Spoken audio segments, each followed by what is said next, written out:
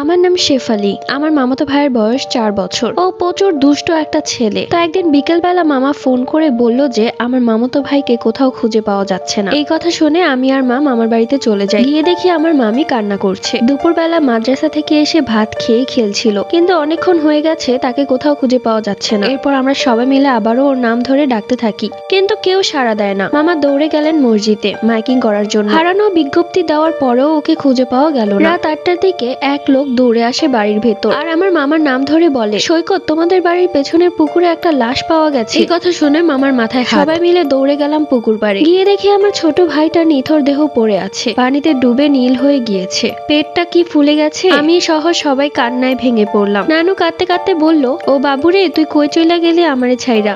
আমরা অনেক খারাপ ভাবে ভেঙে পড়েছিলাম সবাই। সেই মুহূর্তটা কিভাবে যে পার করেছি কাউকে বলে বোঝাতে পারবো না। ফজরের ওয়াক্তে ওর জানাজা পড়িয়ে দাফন করা হলো। যেহেতু পানিতে ডুবে মারা গেছে তাই লাশটা পচতে শুরু করেছিল। বেশিক্ষণ লাশটা রাখা যেত না, তাই তো ফজর ওয়াক্তেই মাটি দেওয়া হয়েছে। বাড়িটা কেমন যেন মরা মরা হয়ে গিয়েছিল। মনে হচ্ছিল এই বাড়িতে কোনো মানুষ নেই। আমার মামিকে ঘুমের ওষুধ খাইয়ে ঘুম পাড়িয়ে রাখা হয়েছে। একটা মাত্র ছেলে, তাও বিয়ে 7 বছর পর হয়েছে। আমার মামা মামি কখনোই ছেলেকে বকতো না, সব সময় আদরে মাথায় উঠিয়ে রাখতো। সেই ছেলেকে হারিয়ে দুজন পাগল হয়ে গিয়েছে। পরশু আমার ম্যাথ পরীক্ষা ছিল, তাই বাধ্য হয়ে আমি মাকে বললাম, তুমি থাকো, আমি চলে যাচ্ছি, আমার বাসায় গিয়ে পড়তে হবে। মাও বিষয়টা বুঝলেন। এরপর আমাকে বাসে উঠিয়ে দিয়ে বললেন, সাবধানে যাস। বাড়ি তো চলে এলাম, কিন্তু মনটা পড়েছিল ওই বাড়িতে। ঘরে এসে কোনোভাবেই ভালো লাগছে না। সারাক্ষণ মামাতো ভাইয়ের চেহারাটা ভাসছিল। তারপরেও মনে পাথর রেখে বই খুলে পড়তে বসলাম, যেহেতু ফাইনাল এক্সাম, নয়তো আমি এক্সাম দিতাম না। পড়তে পড়তে কখন যে ঘুমিয়ে গিয়েছি তা আমি নিজেও বলতে পারবো না। ঘুমটা ভাঙলো তখন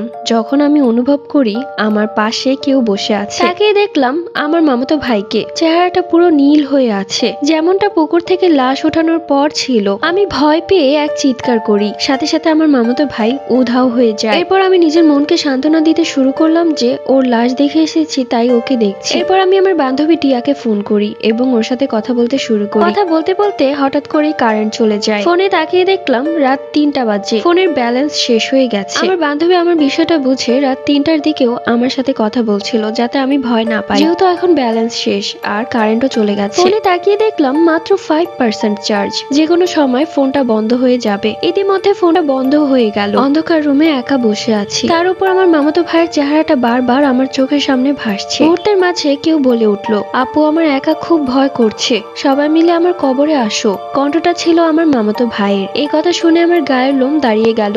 এরপর কি হয়েছে আমি বলতে পারবো না। জ্ঞান হারিয়ে মাটিতে পড়েছিলাম। যখন জ্ঞান ফিরে তখন দেখলাম সকাল হয়ে গেছে। এরপর আমরা সবাই মিলে মামাতো ভাইয়ের কবর জিয়ারত করে আসি। সবাই দোয়া করবেন আমার ভাইটির জন্য।